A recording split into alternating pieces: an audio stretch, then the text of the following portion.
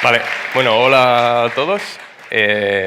Como ya han dicho, voy a hablar de testing y de JavaScript.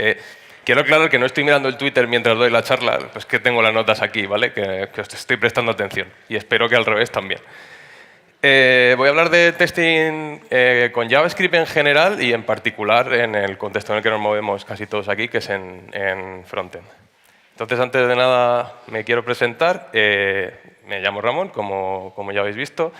Soy desarrollador web, me encanta JavaScript y me gusta mucho React, aunque no va a haber nada de frameworks en esta charla, podéis estar tranquilos. Desde hace poco menos de un año trabajo en Twenty haciendo web y últimamente también otras cosas de backend y demás. Y eso también me ha abierto un poco los ojos al tema del testing, quizá ahora lo veo de otra manera y es en parte un poco el germen de esta charla. Y bueno, además soy un experto consagrado en inventarme todo tipo de necesidades personales absurdas y resolverlas con pet projects programando. Lo cual, pues, a veces está muy bien y a veces es un horror. No sé si os lo recomiendo o no. El año pasado ya estuve aquí dando una charla que no tiene nada que ver con esta y la verdad es que me hizo mucha ilusión dar la charla el año pasado y me hace mucha ilusión volver este año, así que gracias a la organización. Como decía, fue una charla pues, muy loca de cosas increíbles que se pueden hacer con el navegador y aunque la charla de este año no tiene nada que ver, sí que en espíritu comparten algo y luego os hablaré de ello. Unas advertencias antes de empezar. No soy ningún experto en esto del testing porque realmente no llevo mucho tiempo haciendo testing. Aún así tengo opiniones y creo que si vienes aquí a dar una charla, pues tienes que dar tu opinión, porque si no, pues te lees la documentación de turno y ya está. Creo que no aporta nada a un ponente que no dé su opinión, sea controvertida o no, y que no tenga algo que contar, una reflexión. Y por último, precisamente porque llevo poco tiempo y a pesar de que tengo opiniones, la charla va a ser de carácter introductorio. No esperéis nada súper complejo y, joder, si algunos sois súper expertos de testing y os lo sabéis todo, que seguro que sí, pues os sentís libres de iros a ver los patrocinadores o no sé, lo que queráis. Yo la advertencia la lanzo desde el primer momento. Dicho todo esto, la idea de esta charla y por lo que comparte un poco visión con la del año pasado es trazar un mapa del ecosistema de testing en JavaScript. No pretendo entrar en detalle o en demasiado detalle en ninguna de las cosas que vamos a ver. Lo que pretendo es hacer una introducción y una visión muy general para inspiraros a que investiguéis por vuestra cuenta un poco con estas líneas maestras a partir de las que, digamos, para no empezar tan perdidos, saber un poco por dónde tirar. Entonces lo que vamos a ver es una pequeña introducción a testing, por si no sabéis ni siquiera lo que es un test o nunca habéis hecho test, pues rápidamente vamos a ver de qué va eso y en qué consiste y por qué habría que hacerlos y para qué son.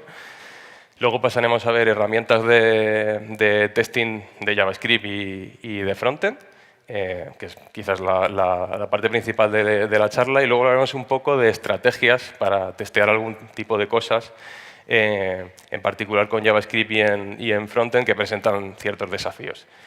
Y por último os hablaré de cosas que no son testing, pero que tienen que ver con el testing y que creo que tenía sentido meterlas aquí para dar una visión lo más global completa y lo más completa posible. Así que dicho esto, vamos con esa introducción. Primero, ¿qué son los tests?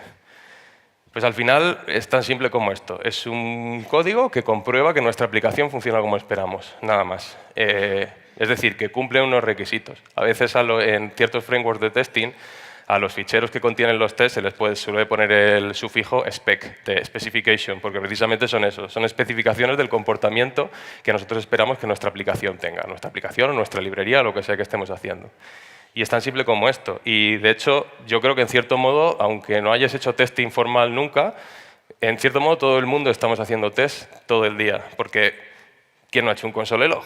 Al final escribimos una funcioncita, sí, os reís, pero es así.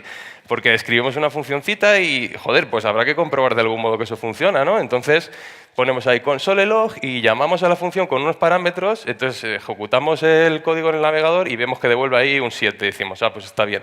Y probablemente eso no nos baste y le pasemos otros parámetros distintos y veamos que nos vuelve a devolver otra cosa y comprobamos, efectivamente, como la definición decía, que el código funciona como se espera. Pues es que al final el testing no es más que eso, no hay que tenerle miedo, porque a veces también un poco por el background que tiene todo este tema del testing y los grandes pensadores y que todas las cosas gigantescas de backend, súper testeadas y súper no sé qué se hacen, nos da la sensación de que el testing es una cosa muy compleja cuando, bueno, llegado cierto momento lo puede ser, pero en general para empezar es una cosa sencilla, el concepto es muy simple. Al final trasladar ese console log a un test es convertir esas comprobaciones manuales en comprobaciones automáticas y programáticas. Esta es la pinta que tiene un test cualquiera. He usado indistintamente diferentes librerías y frameworks de testing en los ejemplos, precisamente para no atarnos a nada en particular. Algunos están escritos con Jest, otros con otras cosas. No es importante, lo podéis tomar todo como pseudocódigo incluso.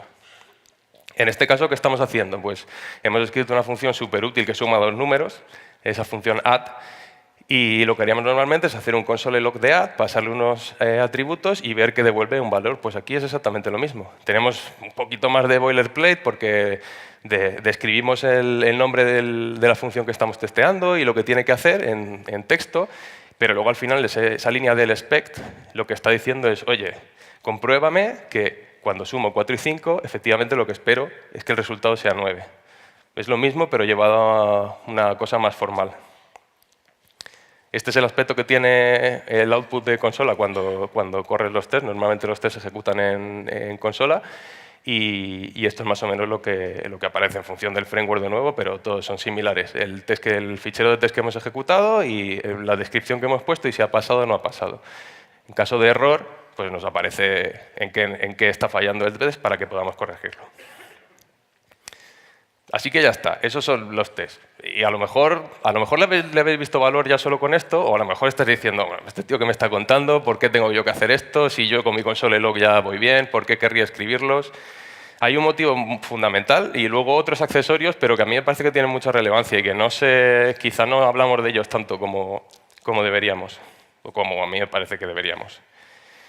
Lo más importante es la prevención de errores. Escribimos test porque queremos que los posibles errores que se puedan dar en el código, porque al fin y al cabo todavía el código no lo escribe en máquina, lo escribimos nosotros, que somos gente humana bastante limitada, entonces nos equivocamos. Y los test nos ayudan a prevenir errores, a que esos errores no lleguen a nuestro usuario final, a nuestra aplicación de producción, e incluso ni siquiera a nuestro repositorio de código, con la integración continua, que es algo de lo que hablaremos al final. Pero además los test sirven para documentar. Porque si tenemos un modulito de JavaScript que hace un análisis de no sé qué, yo que sé, algo complejo, pues sí, normalmente vamos al README de la librería de turno y pues ahí hay una explicación de cómo funciona, de los parámetros que hay que pasarles y tal. Pero en proyectos más grandes y en aplicaciones nuestras propias tiene mucho sentido en ocasiones leer los tests porque los tests nos pueden decir cómo espera el programador de ese módulo que se comporte el módulo. Entonces podemos ver cómo hay que utilizarlo e incluso qué corner cases tiene, qué pasa si le filtra arrays y le pasamos un null, no sé, ese tipo de cosas. Al final nos sirven como ejemplos de uso del código. Y por último nos ayuda al desarrollo, y esto creo que es súper importante y es algo de lo que yo me he dado cuenta últimamente. Igual que usamos el console log ese todo el rato para ver cómo van las cosas, pues escribir el test lo que nos permite es darnos una retroalimentación continua y darnos confianza. Esto sobre todo en cuanto a los test unitarios. Luego enseguida veremos qué tipos de test hay. Esto creo que es mucho más obvio cuando se programa cosas de backend, porque en frontend es como que es muy fácil, ¿no? Porque escribimos ahí algo y refrescamos el navegador y ya está. Ya lo ves ahí que está funcionando, que no. Haces clic o no sé qué y dices, vale, funciona. En backend a veces es más complicado porque no puedes correr todo el sistema en local o es más jaleo, entonces hacer un pequeño test es mucho más rápido, ¿no? Y como que se le da más valor a eso. Pero en frontend creo que también es importante que se pueda aplicar igual. Y además nos ayuda al desarrollo no solo por eso, sino porque nos ayuda a descubrir el diseño de nuestro sistema, sobre todo cuando hacemos TDD, Test Driven Development, que básicamente es que no me mate ningún experto en TDD, que ya sé que hay más cosas, pero dejémoslo en que es escribir los tests antes que tu propio código. Eso también nos ayuda, porque al final lo que hacemos es, oye, vamos a hacer un modulito que hace tal cosa, pues primero escribo cómo querría yo que ese módulo se comportara, qué parámetros le paso, cómo lo utilizo, y luego ya escribiré el código, escribiré la implementación. Pero nos ayuda a hacer ese diseño de cómo querríamos nosotros que eso funcionara, porque al final nos pasamos todo el día, aunque no escribamos librerías per se, nos pasamos todo el día desarrollando, diseñando sistemas y diseñando APIs. Entonces es importante ser consciente de eso. ¿Qué tipos de test hay, principalmente? Lo podemos dividir en tres: unitarios, de integración y funcionales. Esto es un Cristo. Yo todavía no he sido capaz de encontrar definiciones consensuadas de qué es cada uno de estos tests, porque significan cosas muy distintas según el contexto, según la persona, hay gente que tiene opiniones, en fin. Una posible clasificación que yo os voy a dar es que, sobre todo en el contexto de aplicaciones JavaScript, los unitarios suelen ceñirse a pequeñas funciones. Tienes un input y un output y al final compruebas que la entrada genera la salida que esperas. Pensad en funciones de utilidad, helpers, servicios, esa serie de cosas. Por eso os decía que ahí es muy beneficioso ese ciclo de retroalimentación, de poder estar escribiendo tu código y efectivamente comprobar que funciona. Los test de integración son test que comprueban la interoperación entre esos subsistemas, entre las unidades. Pensando en una arquitectura orientada a componentes en frontend, con cualquiera de los frameworks que conocéis, React, Angular, Vue, podríamos hablar de que el test de cada uno de los componentes es un test de integración, porque al final un componente hace muchas cosas y puede tener otros componentes dentro, y podríamos considerar eso un test de integración. Hay quien considera que los test de componentes son test unitarios. Como os digo, para mí no tiene tampoco mucho sentido, y luego hablaremos un poco sobre qué sentido tiene esto de las nomenclaturas. Donde sí que creo que hay diferencias en los test funcionales, a veces también llamados de interfaz, o de aceptación, o end-to-end, se les dan muchos nombres. Y estos son test en los que nos olvidamos un poco de los detalles de implementación internos de nuestro código y testeamos la funcionalidad desde el punto de vista del usuario y del producto. Desde un punto de vista completamente externo. Es decir, el usuario entra a nuestra página, clica en no sé dónde y tiene que pasar no sé qué, y ya está. Y para esto se utilizan herramientas de automatización de navegador que nos permiten abrir un navegador y simular que un usuario clica en diferentes sitios y demás. Luego lo veremos al hablar de herramientas. Entonces, bueno, vale, muy bien. Ya me has convencido, ya sé lo que son los test, ya sé por qué tendría que hacerlos, pero hay unos tipos ahí cuándo debería usar unos u otros, cómo se combinan entre sí, qué dice la bibliografía y la gente que sabe de estas cosas. Pues lo que durante mucho tiempo se ha dicho y se sigue diciendo es que los test deben seguir esta pirámide, la famosa pirámide de test. Es decir, que la mayoría de nuestros test deberían ser unitarios, luego debe haber unos pocos menos test de integración y por último los test funcionales, que bueno, pongo UI porque ahí funcionales no cabe, deberían ser los menos. Pero en el contexto del frontend esto no está tan claro y esto no es una cosa mía ni es una opinión nueva y hay mucha gente que lo pone un poco en cuestión también. Porque para empezar hay que ponerse de acuerdo en qué es una unidad, que eso ya os digo yo que es un jaleo que flipas. Es muy complicado porque hay gente que incluso saliendo de frontend en el testing en backend y en otros contextos, la gente tampoco termina de ponerse de acuerdo en qué es una unidad, unos creen que es una cosa, otros otra. Entonces eso ya para empezar, complicado. Pues que además los test de integración, o lo que se suelen llamar test de integración en frontend, normalmente son distintos que en otros contextos. Cuando hablamos de test de integración en el backend, normalmente es posible encontrar excepciones en las que se habla de test que dependen del disco, de escritura en una base de datos, o dependen de la red, y eso en frontend normalmente no se relega más a test de funcionales o directamente ni se hace. Entonces, tampoco queda muy claro qué es eso de los test de integración. Y además, en cualquier caso, si todo mi frontend es interfaz y componentes, ¿no? Porque al final eso es el frontend, ¿para qué debería tener tan poquitos tests de interfaz? Es un poco raro, ¿no? Si al final el producto final es interfaz. Resulta un poco extraño. No me queda muy claro. Por tanto, yo creo que hay que evitar dogmatismos y la pirámide de testing está muy bien y tiene sus usos y como guía está bien, pero al final hay que olvidarse un poco de todo esto y lo que sí que creo que hay que tener claro es que debe haber una separación clara entre los test funcionales o de interfaz y el resto, también por el tipo de herramientas que se utilizan y luego lo veremos. Pero en cuanto a la diferencia entre test unitarios y funcionales, unitarios y de integración y cuánto deberíamos hacer de cada tipo, creo que no está tan claro y que quizá no es bueno obsesionarse con, aunque como veis yo me he obsesionado mucho, pero precisamente por eso os recomiendo que no le deis tanta importancia. Al final lo importante es asegurar que nuestra aplicación funciona correctamente y ya está. Dicho todo esto, ya sabemos lo que son los tests, por qué debemos usarlo y demás. Vamos a ver algunas herramientas de testing en JavaScript. Bueno, aquí he puesto algunas, hay para aburrir. Voy a tener que hablar un rato para que termine la animación de la transparencia, porque es que hay muchísimas, de verdad.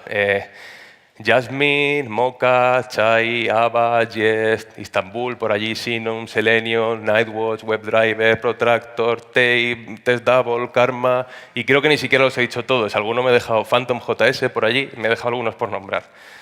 Bueno, es una locura, una galaxia de un poco, en vez de JavaScript Fatigue, pues esto es el JavaScript Testing Fatigue. No, hay 3.000 herramientas y al principio es muy confuso. ¿Por qué? ¿Qué uso yo de todo esto, no? La realidad es que al final hay una serie de tipos principales y podemos clasificar todas estas herramientas en unos grupos que nos pueden ayudar un poco más a ver qué tiene sentido usar y qué no, y qué deberíamos combinar con qué otras cosas. Estos serían un poco los tipos. Herramientas de estructura, las que nos dan, ahora veremos ejemplos, pero al final es las que dan estructura a nuestro test y nos permiten escribir el test en sí. Las aserciones, los dobles de test, las herramientas para hacer test en navegador y las herramientas de cobertura. Ahora vamos a verlas todas. Empiezo por las de estructura. Al final, normalmente se suelen combinar, hay una pequeña diferencia entre herramientas de estructura y test runners. Hay herramientas que solo nos permiten describir los tests, pero no ejecutarlos. Y hay otras herramientas que solo se ocupan de ejecutar los tests, que están descritos con otras. Hablaremos de eso un poco más adelante, pero bueno, en general, pues lo que está aquí señalado en rojo, digamos que sería la parte de ese test de antes que corresponde a estructura. Ese describe y ese it son funciones que nos da una librería de estructura de test y que nos permiten pues, poner la descripción de cada test, lo que tiene que hacer y tal. Algunos ejemplos de librerías que se ocupan de esto pues son estos: Mocha, Jasmine, Jest, Ava, Tape y Cucumber. Veréis que muchos de ellos se repiten y luego veremos un poco por qué. Porque al final, bueno, tiene sentido que haya herramientas que hagan un poco de todo. Las herramientas para hacer aserciones. Una aserción sería esto, ese expect to be. Hay aserciones de muchos tipos. Esta es muy tonta de comparar que dos valores son iguales, pero también las hay para hacer asertar la igualdad de objetos, de arrays, ver si un objeto tiene cierta clave, incluso ver si dos números son más o menos iguales, lo cual me fascina. No sé, supongo que hay casos de uso para eso, pero es una cosa que tienen las aserciones de Jest que vi el otro día y me quedé loquísimo. O sea, que el ignorante soy yo porque seguro que eso sirve para algo, pero así de principio me pareció bastante sorprendente. Entonces aquí ya podéis ver que mínimo tiene pinta de que vamos a necesitar una librería o un algo para la estructura y otro para las aserciones. Porque, hombre, ya te digo yo que si no asertas nada, poco test vas a hacer. Porque el core del test al final es decir que una cosa tiene que ser de cierta manera. ¿Qué más tenemos? Dobles de test. Bueno, perdón. En cuanto a secciones, esas son las librerías más populares. Como veis, hay muchas que se parecen. La que es específica, digamos, solo de aserciones es Chai, igual que antes de estructura es Mocha. Esas son las dos más conocidas y luego el resto, pues es que resulta que hacen las dos cosas. Qué casualidad. En cuanto a dobles de test o test doubles, hay tres tipos. Vuelvo un poco a lo mismo de los tipos de test en general. Según el framework, la diferencia entre un SPY, un mock y un stub es difusa. En Jest, por ejemplo, que es una de las librerías que veíamos ahí, todos son mocks. Y al final, a partir de un mock, puedes hacer cosas que haría un SPY o un stub en otras librerías. Entonces, tampoco hay que darle mucha vuelta. Yo os voy a explicar rápidamente para lo que vale cada cosa, pero luego el tema de nomenclatura no tiene tanta importancia. Un SPY, ¿qué es? Es una función que guarda información sobre las llamadas que se le hacen. Ya está. En este ejemplo, por ejemplo, ¿qué estamos testeando? Pues que cuando clicamos en un botón se llama al handler, a la función que está en el onClick, imaginemos. Entonces lo que hacemos es crear el click handler como un SPY. Tenemos una función de render button que imaginaos que renderiza un botón de verdad a la que le pasamos ese handler. Luego tenemos un método click que hace el clic en el botón. Y finalmente comprobamos que a ese SPY, al click handler, se le ha llamado. Ya está. Puede parecer un poco absurdo este test, ¿no? Porque dices, joder, pues, yo qué sé. Pero al final la gracia es que esto tiene mucho que ver con los test unitarios y los de integración. quizá aquí no solo que el click handler no es el click handler de verdad, sino un spy, porque a lo mejor la lógica del click handler y lo que tiene que hacer esa función cuando yo hago click ya está testeada por otro lado. Puede ser que tengamos un test unitario para comprobar que esa función de click handler hace lo que quiere. Y aquí lo único que testeamos es la colaboración entre esas dos unidades. Aquí no voy a testear otra vez lo que hace el click handler porque ya lo tenía testeado. Lo único que hago es ver que efectivamente se le llama cuando pulso el botón. Y oye, que no es tan tonto porque mañana viene otro desarrollador y se equivoca o no sé qué y quítalo en clic o pone mal el nombre o lo que sea y resulta que ahora cuando haces clic en el botón no se llama realmente al handler. O sea que no es tan tonto como parece. Yo por lo menos es un problema que tenía con los tests. A mí al principio me parecían todos absurdos. Los veía y decía, pues claro, le das al botón y... Pero luego realmente te das cuenta de que sí que son útiles. Otro doble de test, los stubs. Los stubs son funciones que tienen un comportamiento predefinido.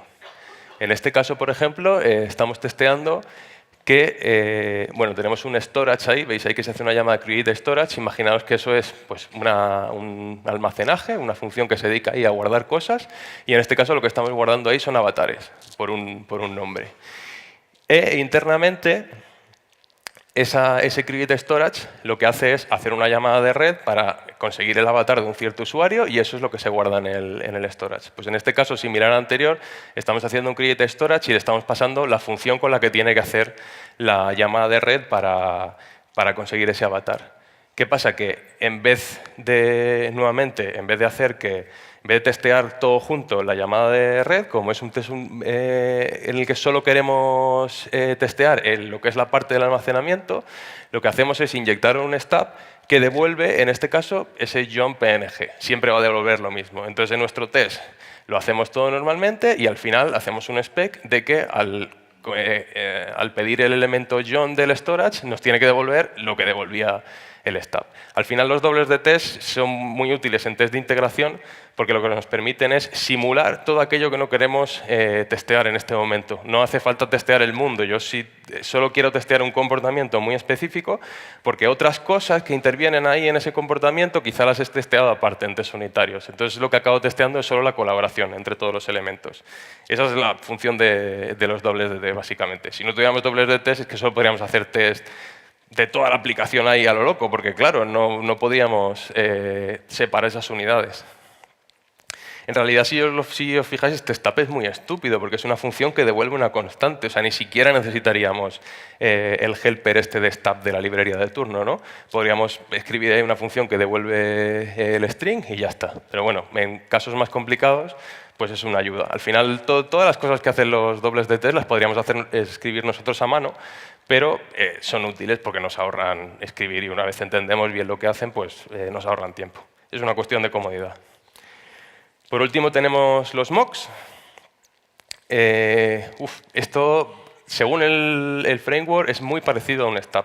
Este ejemplo, por ejemplo, es de Xenon, y en Xenon, al final, un mock es como un stub, pero con una aserción preprogramada. Es decir, como veis aquí, estoy haciendo un poco lo mismo y estoy esperando que a esa función de mock se la llame con el string John. Y luego al final tengo un mock verify para comprobar que efectivamente esa aserción que he puesto arriba, la de que espero que se le llame con cierto string, se compruebe. No tiene más, no quiero perder mucho tiempo en esto porque al final es cuestión de mirar la documentación del framework de turno y ver qué cosa hay que usar para cada cual. La idea fundamental es eso, que los dobles de test nos permiten simular las cosas que no nos interesan de testear en este momento. Herramientas de dobles de test, pues estas, como veis, sospechosamente hay dos herramientas que hacen un poco de todo. Y luego, como herramienta pura de dobles de test, está Xenon, que es estupendo, la verdad, y yo creo que no hay más porque como estaba Xenon, pues la gente dijo, pues ¿para qué más? Porque está muy bien. El logo es un poco raro, no sé si es un dios griego eso, no sé qué es. Pero bueno, ahí está. Test de navegador. En realidad, no nos confundamos, la parte de estructura y de aserciones, si os fijáis un poco en el ejemplo, eso no tiene nada que ver con esto, sigue siendo la de otras librerías. Pero hay una parte específica, en este caso el ejemplo está hecho con Puppeteer, que es una librería que se dedica a esto, Esa parte específica que os pongo en rojo es la que tiene que ver con las herramientas para hacer test en navegador, automatizadores de navegadores. Pues ahí estáis viendo que lanzo el navegador, abro una nueva página, voy a no sé dónde y evalúo el contenido. En realidad estas herramientas sirven para otras cosas. Podría servirnos para hacer capturas de pantalla de programáticas de una página, para muchas cosas, pero son útiles en el contexto de hacer test funcionales de interfaz. Y por último, las últimas herramientas, bueno, siempre se me olvida, cosas de navegador. Aquí hay 3000 y como veis, de hecho hay más, lo que pasa es que ya no me cabían. Pero como veis, ninguna se repite. Son muy distintas al resto, lo que comentaba antes. Al final vamos a tener los tests funcionales o de interfaz por un lado y todo lo demás por otro. Y finalmente tenemos las herramientas de cobertura de código. ¿Qué es esto? Pues al final son herramientas que analizan nuestro código y nuestros tests y nos dan información sobre qué partes de nuestro código tenemos cubiertas por test, de ahí el nombre de cobertura, qué partes de código están comprobadas por nuestros test y qué parte no. Nos dice el número de líneas, las funciones, en fin. Tampoco hay que volverse muy loco porque yo puedo cubrir 100% de mi código muy rápido y con un montón de assert true y ya está. Entonces, no hay que obsesionarse con el porcentaje de cobertura. Puede ser un dato muy engañoso. Pero, bueno, es útil saberlo. Herramientas de esas hay muy pocas, la verdad. Está Istanbul, que es un poco el rey en esto y lo que se usa en todo. Y luego tenemos a Jest, que como veis hace muchas cosas. Esto también. Entonces, qué lío, macho. Mogollón aquí de frameworks. Por lo menos ya sabemos de qué va cada uno y para qué vale cada uno. Una cosa que nos queda muy clara es que hay una separación entre herramientas para hacer test funcionales o de interfaz y el resto, las de test unitarios, de integración, llamadlos como queráis. Y entonces la pregunta que ahora surge es, vale, bueno, sé que voy a tener que elegir una herramienta para hacer test de navegador y otra para el resto, pero ¿cómo las elijo? Porque aquí hay un montón, ¿no? ¿Qué debería tener en cuenta? La elección es complicada. Entonces, para mí lo más importante, si os fijáis, a diferencia de otro tipo de cosas que podamos hacer cuando trabajamos desarrollando, esto es algo que va a afectar al usuario final desde el punto de vista de que tengamos errores o no, pues le va a afectar indirectamente, digamos. Pero lo que es la herramienta en sí es una herramienta de desarrollo, es una herramienta para nosotros. Por tanto, en vez de pensar en la experiencia de usuario, tenemos que pensar en la experiencia de desarrollo, o la experiencia del desarrollador, lo que llaman la Developer Experience, DX en vez de UX. Y esto es lo más importante. Y últimamente, afortunadamente, más allá del contexto de los tests, hay muchas librerías y frameworks que se están tomando esto muy en serio. Y realmente se agradece. Entonces, pensando un poco en esta experiencia, lo más importante a mi juicio a la hora de elegir una librería de testing son estas 4 cosas. La configuración, que sea sencillo y en ese sentido las herramientas que hacen varias de estas cosas que veíamos antes están muy bien porque nos ahorran mucho pegamento y mucha configuración de, bueno, tengo una cosa para la estructura, otra para las aserciones y otra para no sé qué, entonces tengo que hacer que todas se entiendan, escribir 14 ficheros de configuración. Uf. O sea, si hay que hacerlo, se hace, pero yo prefiero evitarlo.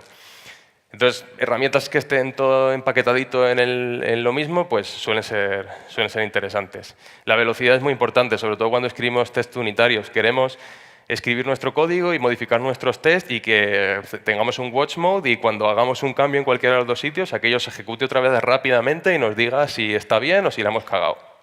Rápido, no podemos esperar un minuto porque es que entonces iríamos muy lentos desarrollando. El contexto, importantísimo.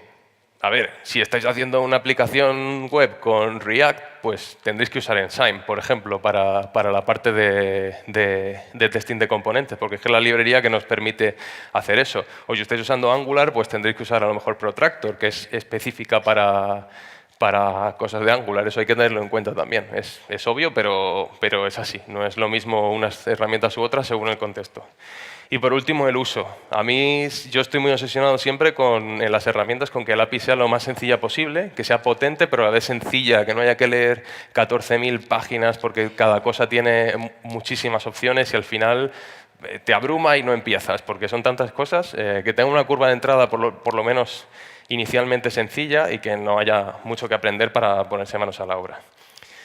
Y con todo esto, como bien he dicho que iba a dar opiniones, pues os voy a dar mi opinión aparte de las herramientas de navegador para unitarios y de integración, cuáles creo que son las más interesantes. Y para mí se resumen en estas tres. Empezamos con Jest. A mí me encanta Jest, la verdad. Me gusta mucho porque es el paquete completo, es hasta donde yo sé la única herramienta que incluye estructura, aserciones y cobertura también, la parte dobles de test, perdón, y cobertura. Eso es muy guay porque al final es muy fácil de configurar. Lo metes en tu proyecto y ya te lo hace todo. No te olvidas completamente. Es verdad que hay cosas que no me gustan tanto, las aserciones me gustan más las de Sinon, por ejemplo, pero el trade-off entre, oye, es que esto me gusta más y es que esto lo configuro antes y me lo da todo, pues no está mal. Y aún así podéis usar Sinon con Jest si queréis. Al final, como ese peso de las librerías no va al cliente final, porque es una cosa de desarrollo, pues tampoco es tan importante. Además, una cosa que está muy bien de Jest es que el output de consola cuando ejecutas los tests y para el watch mode es súper bueno, es muy rápido y los errores te los pinta muy bien, o sea, es muy agradable de usar. Y una cosa guay que tiene es que te permite hacer mocking de las dependencias de tus módulos, que de eso hablaremos al final en la parte de estrategia, que es otra cosa que muchas otras librerías de testing no tienen. Puedes usar librerías externas, pero bueno, esto lo trae también incluido. Esto la verdad es que lo trae todo. Y por último, permite hacer snapshot testing. Ahora, justo a continuación, vamos a hablar de lo que es una cosa muy interesante también. Perdón. ¿Qué está pasando ahora? Jasmine. Jest empezó inicialmente basado en Jasmine, así que, pues hombre, Jasmine malo no será. Un poco las virtudes son parecidas. Es un paquete, no incluye cobertura, pero todo lo demás sí, con lo cual es un paquete bastante integrado y es relativamente fácil de configurar. Tiene virtudes similares, la diferencia es que Jest incluye más cosas y es un poco más moderno, digamos, la experiencia de desarrollo es un poco mejor, el output de consola es un poco mejor. Además, se le está dando mucha vidilla últimamente. Pero Jasmine también es una buena opción. Y luego no quería dejarme a Ava, que solo tiene la parte de estructura. Las aserciones, por ejemplo, hay que hacerlas con alguna librería alternativa, como podría ser Sinon. De hecho, es típico usarla con Sinon. Y Ava me gusta mucho porque la API es sencillísima. No te da tanto como esas otras librerías, pero el API es realmente muy sencilla. Perdón, he dicho que no, miento. Sí que tiene aserciones, lo que no tiene son dobles de mock, que hay que hacerlos con Sinon. Las aserciones de Ava, de hecho, me gustan mucho porque tienen muy pocas. Porque normalmente las librerías de aserciones es como, voy a hacer una librería de aserciones. Pues joder, todas las aserciones del mundo, porque claro, es que es una librería de aserciones. Y al final eso complica las cosas. Prefiero cosas sencillas y el caso de Ava es ese. Y Ava también mola porque tiene snapshot testing, lo mismo que veíamos con Jest. Entonces, ¿qué es eso del snapshot testing? Vamos a verlo rápidamente. Algo disponible, como digo, solo en Jest y Ava, hasta donde yo sé. No sé si hay más frameworks de testing que lo soporten, son los que conozco. Al final, el snapshot testing es como hacer un screenshot testing, que no es más que capturo una imagen, una captura de pantalla de mi web, y entonces modifico mi código y la próxima vez que ejecute los tests, la herramienta lo que va a hacer es hacer otra captura de pantalla de mi web y comparar y ver las diferencias. Y eso me dice, pues, si he cambiado algo, me va a preguntar la herramienta, oye, ¿has cambiado algo de verdad o es que has roto algo?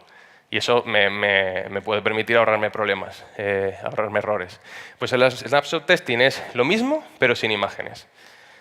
Al final es muy útil sobre todo cuando trabajamos orientado a componente. Lo que hacemos es renderizar en memoria el componente como un objeto, porque ya hemos visto antes que muchas de estas librerías de componentes se basan en que el DOM tiene su representación como un objeto JavaScript. Entonces ese objeto lo serializamos a un JSON y eso es lo que comparamos entre los diferentes snapshots. Y lo que nos permite es hacer un equivalente a un test de screenshot, pero mucho más rápido que útil que levantar un navegador completo. Esto es muy rápido. Y es muy útil eso en test de componentes. Oye, tengo un componente con ciertas propiedades que tiene que renderizarse de este modo, hago el snapshot y la próxima vez que corra mis tests, si nada ha cambiado, pues el snapshot se debería mantener. Y si cambia, pues se lo puedo decir. De hecho, esto es un ejemplo de salida. Te dice, oye, en este ejemplo, no hemos cambiado el link de Instagram a Facebook. Y te dice, oye, que es que has cambiado el link este. te da dos opciones. ¿Esto está mal? ¿De verdad tiene que fallar el test y lo voy a arreglar? O no, es que de verdad he cambiado el link y esto es lo que espero. Entonces, guárdame este nuevo snapshot. Es una herramienta muy interesante y sobre todo para bases de código que no tienen test y que vienen de un tiempo, está bien para hacer una primera cobertura rápida. Le pones snapshots a todo y por lo menos te aseguras de que las cosas se van a pintar igual que se estaban pintando. Te aseguras de no romper nada. Eso está guay. Vaya paseo por todas las herramientas. Vale, esto es lo que antes lo he hecho mal. A ver cómo. Ahí. Vamos a hablar de estrategias de test. Un poco habiendo visto todas las herramientas que hay, para qué sirve cada una, vamos a ver cosas específicas, formas de abordar ciertos problemas que tenemos al hacer test en JavaScript y en el navegador. Por ejemplo, el manejo del DOM. Claro, normalmente estos tests los corremos en un entorno de Node, en consola, no con un navegador real. Entonces, pues hay cosas de nuestra aplicación que dependen del navegador, de las APIs del navegador o del DOM, que claro, eso no existe ahí. Entonces, pues, ¿cómo testeamos eso? Al final hay dos maneras de testear las cosas de DOM. Un DOM simulado o un DOM real.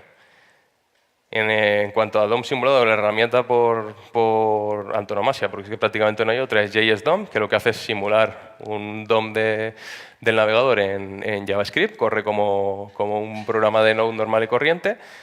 Y es lo que usan la mayoría de herramientas de Jest, por ejemplo, usa esto. Si usáis Ensign para hacer testing de componentes React, también usa JSDOM por detrás. Al final es lo que usan la mayoría de componentes. Y lo que nos permite es eso, manejar el DOM normal desde nuestra aplicación, como si fuera un DOM, pero en realidad lo estamos simulando. La mayor ventaja es la velocidad. Esto es mucho más rápido que usar un navegador de verdad. Entonces, para test unitarios y de integración pequeñitos, está muy bien porque no tenemos que levantar un navegador entero. Podemos ejecutarlos ahí.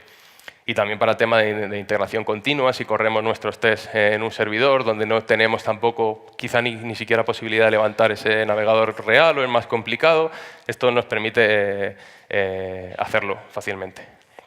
Y luego podemos usar un navegador real, y el ejemplo más claro es Karma, que estaba ahí en la sopa de logos esa que puse al principio, pero no estaba luego en la descripción de cada uno, porque Karma es un caso un poco raro. Es un test runner, es decir, se ejecuta códigos, pero no provee la parte de estructura. Tú escribes los tests con una librería de estructura, que puede ser cualquier otra, Jasmine, por ejemplo, y Karma lo que hace es correrte a ejecutar de esos tests en el navegador. Ahí pues tienes el DOM disponible normalmente y no hay más. Bueno, si alguien se había dormido, pues ya se despertó.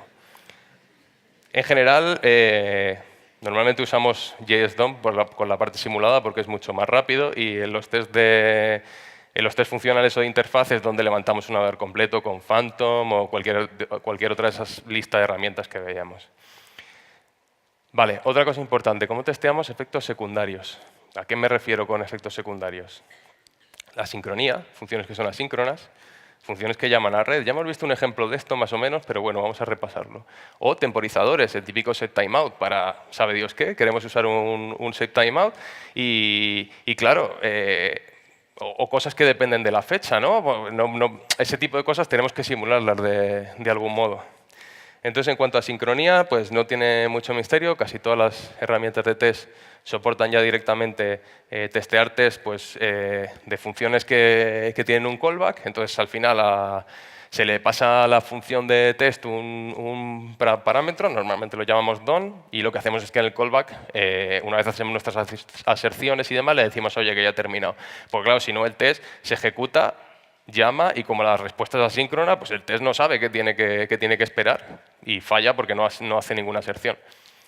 Para promesas lo mismo, si tenemos funciones que devuelven promesas, pues lo único que hacemos es devolverla, asertar y ya está. Normalmente la herramienta de testing se encarga de esto. En cuanto a llamadas de red, veíamos los ejemplos antes, con un poco con el fetch avatar. Dos opciones, usar stubs o mocks, o bien usar fake server o request. Esto de fake server y las fake requests es algo que tiene Sinon en particular, y que, bueno, yo no sé si me gusta o no me gusta, la verdad. Tengo opiniones un poco encontradas. A veces es más fácil simularlo de otros modos, pero es una opción que tenemos. Eso intercepta las llamadas de Ajax y llamadas de red en general y nos permite devolver lo que nosotros queramos y puede ser útil en ciertas situaciones. Y en cuanto a temporizadores, pues también están cubiertos. Hay fake timers. Este es un ejemplo escrito ¿en qué está escrito? Bueno, no sé, creo que es Sinon, lo de los fake timers. Pero lo mismo, en este caso es una función que nos crea un cronómetro y tiene unos métodos para empezarlo y para ver un getSecs, para ver en qué segundo estamos. Y lo que hacemos es usar esos fake timers y con ese tick decirle, oye, que pasen 2 segundos. Y luego hacemos la sección y vemos que efectivamente el cronómetro ha contado ese tiempo.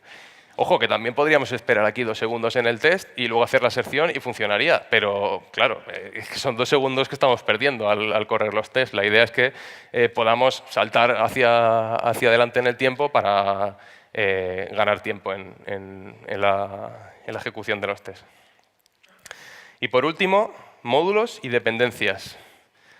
¿Cómo gestionamos esto? Cuando tenemos un módulo JavaScript que a su vez hace unos imports de otros módulos y a lo mejor no queremos testear todo eso, solo parte del módulo. Pues hay 2 maneras, la inyección o la sobreescritura. Inyección, veíamos el ejemplo antes, el de fetch avatar. Tenemos una función de createStorage que por dentro tiene que hacer un fetch, tiene que hacer una llamada de red. Entonces lo que hacemos es que ese storage acepte la función que hace la llamada como parámetro. Y entonces, pues fácil, en nuestro código normal, ese fetch avatar será de realmente una llamada de red y en nuestro test lo que hacemos es pasarle un stub que devuelve algo. Y ya está. Ahora, esto lo que implica es que nuestras funciones de todo tipo tienen que estar aceptando los colaboradores que necesitan como parámetros de la función. ¿Que no nos gusta? Podemos usar sobreescritura. Esto lo tiene Mock, lo tiene Jest, y también hay una librería que se llama ProxyQuire que hace algo similar. Esto lo que nos permite es que si dentro de veis que ahora que a createStorage lo llamamos sin parámetros, si dentro de nuestro createStorage estamos haciendo el import de ese fetch avatar real, el que hace la llamada de red, lo que podemos hacer es sobreescribirlo, decir con Jest, oye, moquéame la implementación de fetch avatar y haz que me devuelva ese string de JOHN.png. Entonces, el storage al llamar a fetch avatar internamente, en realidad, como le hemos sobrescrito la dependencia, va a llamar a lo que nosotros queremos y vamos a poder testearlo igual. Esta manera es un poco más mágica, la inyección de dependencias es más evidente. Bueno, son 2 maneras y se puede hacer de cualquiera de las 2. Dicho todo esto, termino con cosas que hay relacionadas con los tests, pero que no son estrictamente test. Los linters, seguro que todos los conocéis. 2 de los más famosos, Slint y Standard.js. Nos permiten también, relacionado con, al final el objetivo de los tests es evitar errores, pues esto nos permite evitar errores, porque nos marca errores de estilo, aunque yo prefiero usar un autoformateador, pero bueno, nos puede marcar errores de estilo, nos hemos dejado un punto y coma, un bracket que no hemos cerrado, ese tipo de cosas. Los chequeadores de tipo, type checkers. Hay quien dice que los tests no serían necesarios si tenemos un buen sistema de tipos. No sé yo si hay para tanto, pero bueno, hay quien realmente lo afirma. Al final tenemos 2 formas de usar esto por anotaciones, que es un poco coñazo, hay que estarle diciendo, oye, pues si tienes una función multiply, las entradas tienen que ser números y la salida es un número. Y si luego lo llamamos mal, nos avisa, nos dice, oye, no lo puedes llamar así porque, claro, estás pasando un string, es incompatible con número y tal. Pero luego hay otra cosa muy... Uy, buah. ¿Qué ha pasado? Luego hay otra cosa muy interesante que es la inferencia de tipos. Podemos escribir nuestro JavaScript normal y la herramienta nos dice, oye, no puedes hacer esto porque el string con el que estás llamando no es un número y luego yo estoy multiplicando y claro, ¿qué string de 8 cuartos voy a multiplicar yo con una x con un 2? Entonces esto es útil porque sobre una base de código JavaScript normal, sin anotaciones, que ya tenemos escrita, nos puede empezar a dar información sobre los tipos. TypeScript y Flow, los 2 type checkers más conocidos. Y por último, integración continua con herramientas como estas Travis, Jenkins y Circle CI. Lo que nos permiten es ejecutar nuestros tests en un servidor, no solo en nuestra máquina, antes de que este código nuevo que hemos escrito se integre en el repositorio. Con lo cual, no es que ya las cosas no lleguen a producción, es que no llegan a nuestro repositorio siquiera. Porque estas herramientas nos dicen, oye, aquí algo ha fallado, revísalo. Y por último, pues otras técnicas para detectar errores que quizá no son tan obvias, pero que también están, las code reviews y el pair programming. Al final, cuando 4 ojos están sobre el código en vez de 2, en el caso del pair programming, se pueden detectar errores y obviamente las code reviews también. Las code reviews, aunque no lo creáis, no son para discutir sobre si 2 espacios o 4 espacios o me gustan los tabulares o no sé qué, que no. que pongáis un autoformateador. Las code reviews son para esto, para detectar errores y para mejorar el diseño de nuestro sistema, entre todos.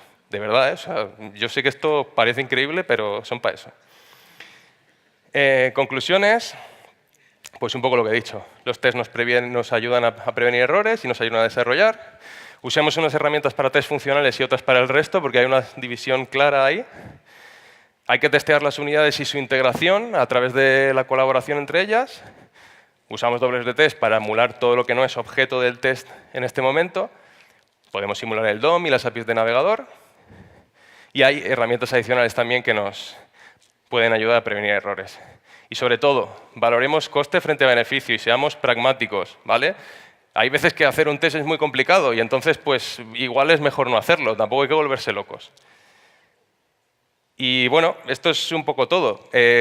Sí que quería recalcar que al final todo esto son herramientas y de nuevo hay que usarlas con cabeza y no hay que volverse loco y no hay que dejarse llevar por dogmatismos ni caer en discusiones de nombres interminables ni nada. Intentemos a través de los tests que nuestro código tenga menos errores, prevenir los errores, ya está, es para eso, para lo que valen los tests, nada más. Así que muchas gracias.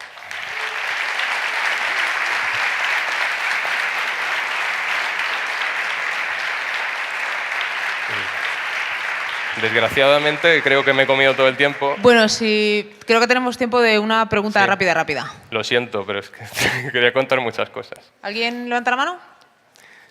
Por ahí al fondo. Vale, ¿hay al fondo una persona? Si no, luego a la hora de la comida o tal me podéis insultar. Y si no, aquí hay un chico. El que primero consiga el micro es el que hace la pregunta. Bueno. Vale, ya van arriba. Bueno.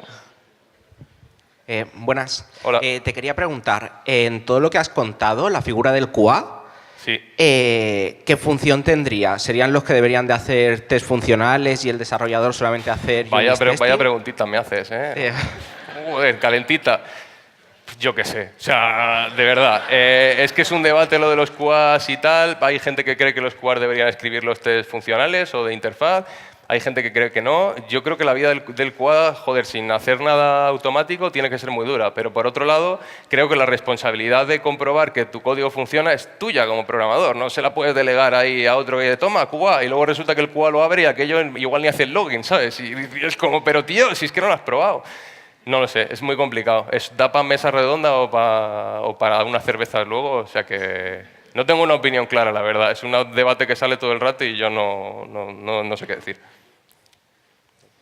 Vale, pues muchas gracias, Ramón. Gracias.